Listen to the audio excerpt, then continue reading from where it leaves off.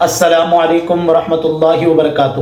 میری طرف سے میرے تمام مسلمان بہن بھائیوں کو بہت بہت عید مبارک ہو۔ میرے دوستو، عید کا دن یہ مسلمانوں کے لیے خوشی کا دن ہے۔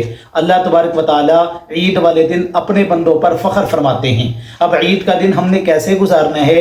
عید کے دن رسول اللہ صلی اللہ علیہ وسلم کے معمولات کیسے ہوتے تھے، اللہ کے نبی علیہ السلام عید کیسے گزارتے تھے، اور شوال کے 6 روزوں کی فضیلت کیا ہے، یہ چند باتیں مختصر سی ویڈیو میں آپ کو بتلاؤں گا۔ میری اس ویڈیو کو توجہ سے دیکھیں، انشاءاللہ آپ کو فائدہ ہوگا۔ تو میرے دوستو، عید کے دن آپ نے جو کام کرنے ہیں ان میں سے ایک کام جو سب سے زیادہ ضروری کرنا ہے وہ یہ ہے، اگر آپ کے اوپر صدقہ فطر واجب ہے تو آپ نے عید کی نماز پڑھنے سے پہلے صدقہ فطر کو ادا کر کے پھر عید کی نماز پڑھنے کے لیے جانا ہے، اس لیے کہ صدقہ فطر جب تک ادا نہ کیا جائے یہ بندے سے ثابت نہیں ہوتا۔ لیکن اگر آپ عید کی نماز سے پہلے صدقہ فطر کو ادا نہ کر سکے کسی وجہ سے، تو پھر آپ عید کی نماز پڑھنے کے بعد ادا کر دیں، اس لیے کہ جب تک ادا نہیں کریں گے یہ آپ کے سر سے ساقط نہیں ہوگا۔ تو اب یہ نہ سمجھیں کہ ہم نے عید سے پہلے صدقہ فطر ادا نہیں کیا تو اب ہوگا ہی نہیں، جب تک آپ ادا نہ کریں گے یہ آپ کے ذمہ رہے گا۔ اللہ کے نبی علیہ السلام عید کا دن کیسے گزارتے تھے؟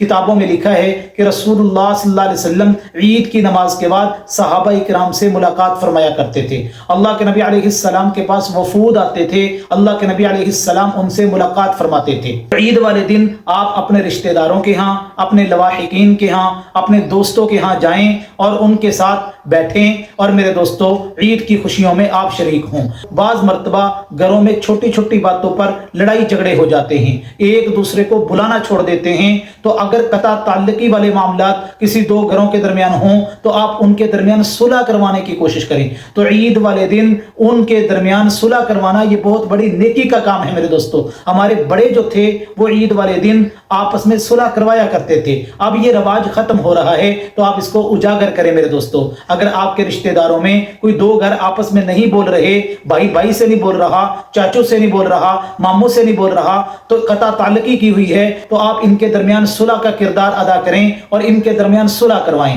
یہ بہت بڑی نیکی کا کام ہے۔ رسول اللہ صلی اللہ علیہ وسلم نے فرمایا، سل من قطعک واعف عن من ظلمک واحسن الی من اساء الیک۔ جو آپ کے ساتھ توڑے آپ ان کے ساتھ جوڑو، اور جو آپ پہ ظلم کرے آپ ان کو معاف کر دو۔ اب شوال کے روزے جو ہیں ان کی فضیلت بہت بڑی ہے۔ اللہ کے نبی علیہ السلام نے فرمایا، من صام رمضان، جو بندہ رمضان المبارک کے مہینے کے روزے رکھتا ہے اور اس کے ساتھ شوال المکرم کے 6 روزے رکھتا ہے، ایسے ہے جیسے اس نے پورے سال کے روزے رکھے، یعنی پورا سال روزے رکھنے کا اس کو ثواب ملتا ہے جو شوال کے 6 روزوں کو رکھتا ہے۔ تو اس لیے اگر آپ کو اللہ نے ہمت دی ہے، صحت اجازت دیتی ہے، تو جہاں آپ نے پورا مہینہ روزے رکھے ہیں تو یہ شوال کے 6 روزے بھی میرے دوستو ضرور رکھیں۔ اللہ تبارک و تعالی ان